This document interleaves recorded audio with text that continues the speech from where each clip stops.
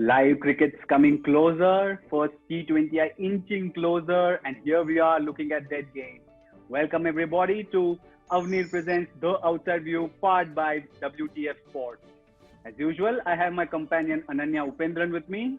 The narrative around this series has been as much about the resumption of cricket among the main nations as much as it has been about West Indies yet again coming to save England. But the Black Lives Matter movement has again, come into prominence, especially after the England men's side did not take a knee against Pakistan, against Australia, and all that. So, in that backdrop, Heather Knight, of course, has promised that they'll be honoring the moment. They'll be having the Black Lives Matter logo on their jerseys. She's about to speak to Stephanie before, taking a knee, or whether they'll be taking a knee, etc. But one of the major things when you talk about cricket is West Indies have really not played anything from since March 1. So Ananya, tell me, what does that straight away tilt scales in England's favor?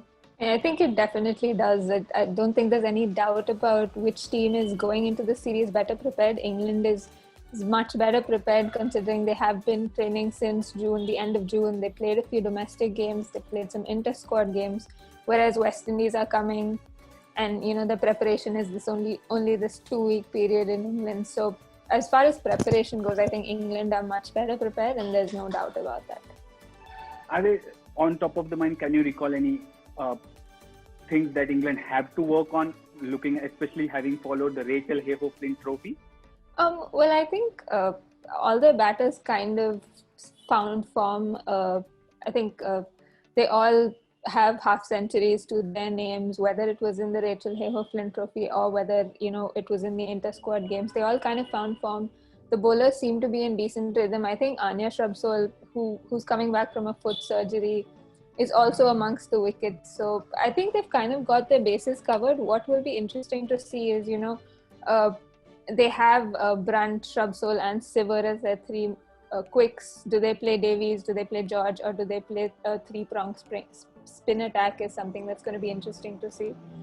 I think they look like a pretty well-rounded unit at the minute. So, I'm backing them to win at least 4 games this series. Let's move on to the history now. Both these sides have overall in T20 has played 17 matches.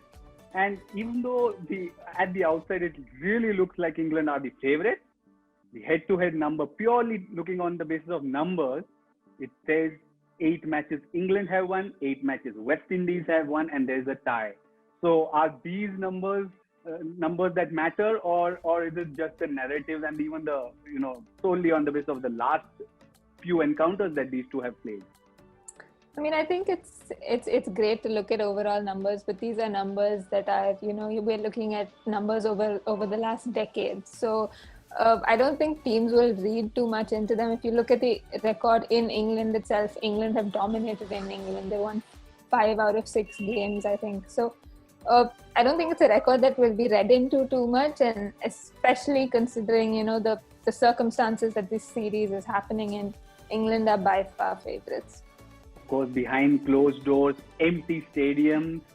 But one more interesting number is, out of the last 3 matches these two sides have played in England, 2 have been abandoned, which means the unpredictable weather, English weather, has come into picture. But the forecast largely looks all right for this current series. You expect the English weather to play up a bit?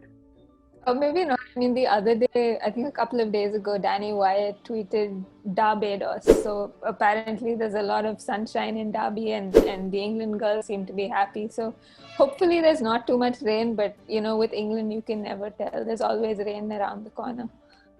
Moving on to the WTF Sports Fantasy team. Remember to make your sides combining players of England as well as West Indies. And you have to select a captain that will win you double the point, and a vice captain that will get you 1.5 times the point. So Ananya, after much deliberations, we have come up with our 11. Who's going to be your choice of captain for this? Well, I'm going with Natalie Siver simply because it's all-round option. She and Goodnick has got runs in the Rachel Heyhoe Flint Trophy. So and also provides an option with the ball. So I'm going with Natalie Siver as captain, and Stephanie Taylor as vice captain, because she's one of West Indies' most bankable players, and yeah, I'd back her to get me 1.5 times the points. So both of them, both all-rounders as my leaders. What about you? Who are you picking? Clearly, I've based my picks on the numbers because 1,500 plus runs. Danny White is my skipper. I agree with you on Stephanie Taylor. She's just short of 3,000 runs. And again, as an all-rounder, she's ought to give us points for both batting as well as bowling. So people, these were our 11 and our picks for the captain and vice captain.